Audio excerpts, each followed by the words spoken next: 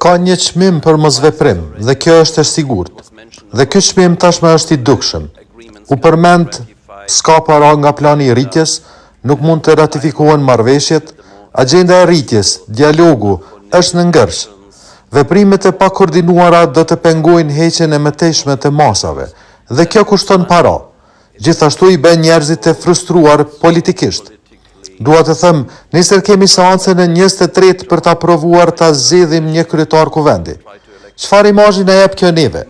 Të gjithë bëjmë thirrjet tona, por detyrat u takojnë politikanëve.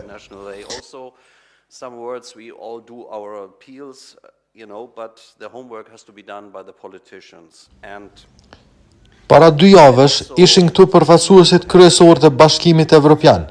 Costa javën e kaluar, Kaja Kallas. Mesazhet ishin të qarta. Bëni detyrat tuaja. Tani kemi një konfigurim të ri të Bashkimit Evropian.